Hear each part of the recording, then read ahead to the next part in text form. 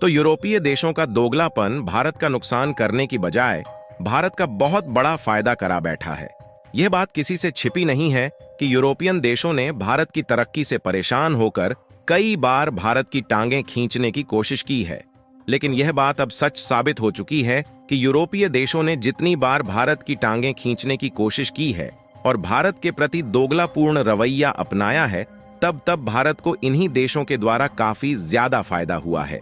और हाल ही में एक ऐसी खबर सामने आ रही है जिससे भारत के लोगों का सीना गर्व के मारे चौड़ा हो गया है।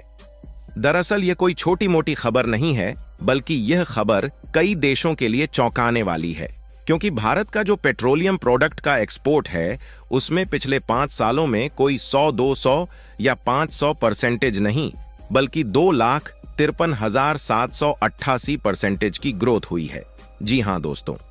यह आंकड़ा आज से एक दिन पहले ही जारी किया गया और इस आंकड़े ने कई देशों की नींद उड़ाकर रख दिया, क्योंकि भारत के द्वारा यूरोपीय देशों में पेट्रोलियम एक्सपोर्ट सेक्टर में इतनी ज्यादा ग्रोथ होना इतना भी आसान नहीं है, क्योंकि यह वही यूरोपीय देश हैं जो पिछले कुछ सालों से अपने नियम कानून बार बार बदलकर भारत को यूरोपीय देशों में घुसने से रोकने के लिए कई कदम उठा चुके हैं। पूरी डेवलपमेंट क्या है इस वीडियो में समझते हैं, लेकिन आगे बढ़ने से पहले भारत ने यूरोपीय देशों के दोगलापन की धज्जियां उड़ाकर रख दिया है, उसके लिए वीडियो को एक लाइक करके चैनल को सब्सक्राइब जरूर कर लीजिए, क्योंकि यह आपके लिए तो 1 सेकंड का काम है, लेकिन इससे हमारी काफी बड़ी मदद होती है। देखिए, यूरोपीय यूनियन 27 अमीर देशों का राजनीतिक और इकोनॉमिक समूह है, जो कि भारत के बिना तो नहीं रह सकता, लेकिन भारत के प्रति इनका दोगलापन भी किसी से छिपा नहीं है।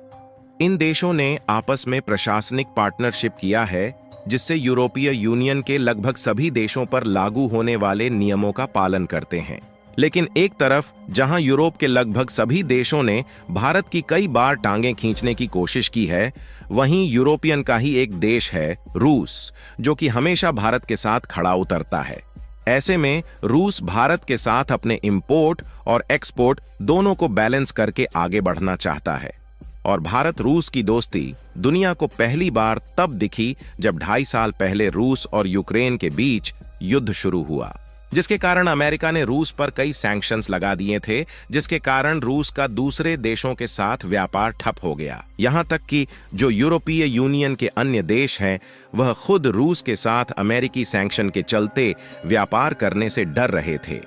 और ना तो कोई प्रोडक्ट रूस को एक्सपोर्ट करना चाहते थे और न ही खरीदने के लिए तैयार थे, जबकि इसके पहले लगभग सभी यूरोपीय देश रूस से ही कच्चे तेल को इंपोर्ट कर रहे थे। यहां तक कि इस समय रूस ने सस्ते दामों में कच्चा तेल ऑफर किया, फिर भी यह देश खरीदने के लिए तैयार नहीं थे।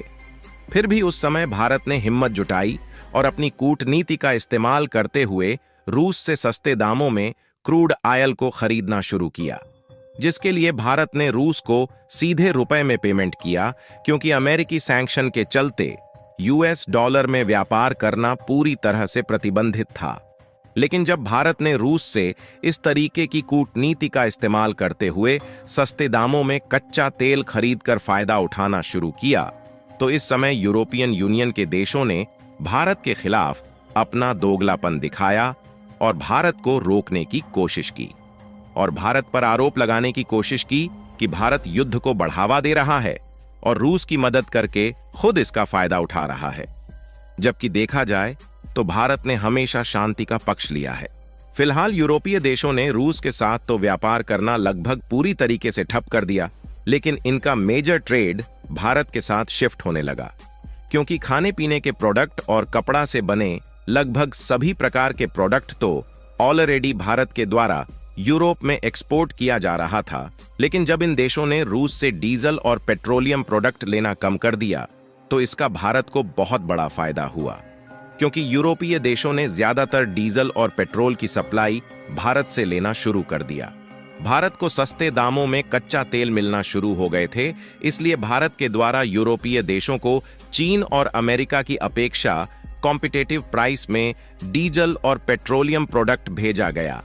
जिससे अमेरिका और चीन के पेट्रोलियम इंडस्ट्री की धज्जियां उड़ गईं और धीरे धीरे यूरोपीय देश पेट्रोलियम प्रोडक्ट के लिए भी भारत पर इतने ज्यादा डिपेंडेंट हो गए कि यह अपनी डिपेंडेंसी भारत से कम कर ही नहीं सकते। और आज के समय में भारत को यूरोपियन यूनियन के लगभग सभी कंट्रीज का एक बहुत बड़ा मार्केट एक्सेस मिल गया है, जहां भारत के द्वारा डीजल और अन्य पेट्रोलियम प्रोडक्ट एक्सपोर्ट किया जा रहा है।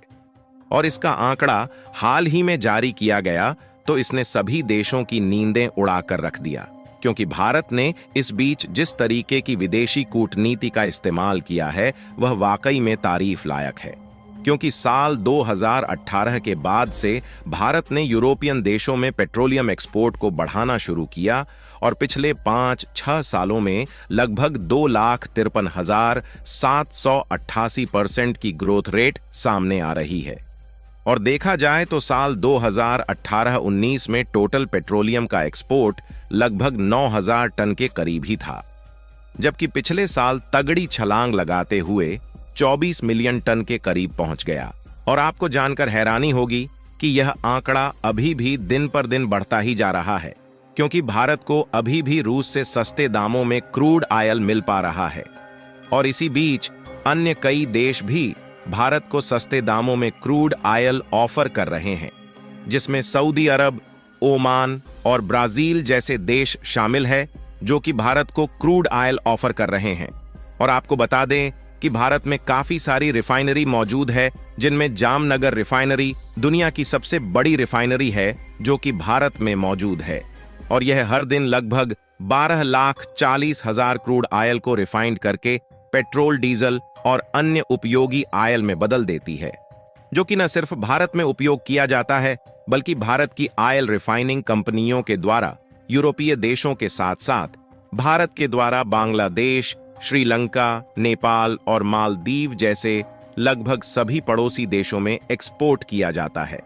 जबकि देखा जाए तो भारत में क्रूड ऑयल का प्रोडक्शन भी नहीं होता, लेकिन इसके बावजूद भी हम लोग ऑयल रिफाइनिंग का हब बनकर बैठे हुए हैं। आज के समय में दुनिया में लगभग 100 से भी अधिक ऐसे देश हैं जहां पर भारत के द्वारा पेट्रोलियम प्रोडक्ट का एक्सपोर्ट किया जाता है, जिनमें से लगभग 16 या 17 तो केवल यूरोपीय देश है जो भारत के सामने हाथ फैलाए बैठे हैं। फिलहाल जो रिपोर्ट सामने आई है, इसमें एक बात हैरान करने वाली भी है, और वह है पेट्रोलियम का एक्सपोर्ट करके भारत की होने वाली कमाई। क्योंकि देखा जाए तो पिछले साल 2024 के फाइनेंशियल ईयर में पेट्रोलियम प्रोडक्ट यूरोपीय देशों में एक्सपोर्ट करके होने वाली कमाई $20.5 बिलियन है, जबकि साल 2018-19 में भारत के द्वारा यूरोपीय देशों में बहुत ही कम मात्रा में पेट्रोलियम एक्सपोर्ट किया जाता था, लेकिन उसी से केवल $5.9 बिलियन की कमाई हो रही थी। यानी कि देखा जाए तो पेट्रोलियम का एक्सपोर्ट तो भारत का काफी तेजी के साथ बढ़ा है, लेकिन भारत की कमाई में केवल 250% की बढ़ोतरी हुई है। लेकिन चाहे कुछ भी हो, भारत ने कूटनीति का इस्तेमाल करके यूरोपीय देशों को अपने आप पर डिपेंडेंट बना लिया है, जिससे अब इसका फायदा आने वाले समय में हम लोग काफी ज्यादा उठाने वाले हैं। बाकी आप लोगों को क्या लगता है कि यूरोपीय देश फिर से भारत को गिराने की कोशिश करेगा या नहीं? अपनी राय कमेंट में जरूर बताएं और इस वीडियो को एक लाइक करके अपने मित्रों तक शेयर जरूर करें, ताकि उन्हें भी जानकारी मिल सके। इसी तरह और भी नॉलेजेबल वीडियो देखने के लिए चैनल को सब्सक्राइब करके बेल आइकन को ऑल पर जरूर सेलेक्ट करें। जय श्री राम।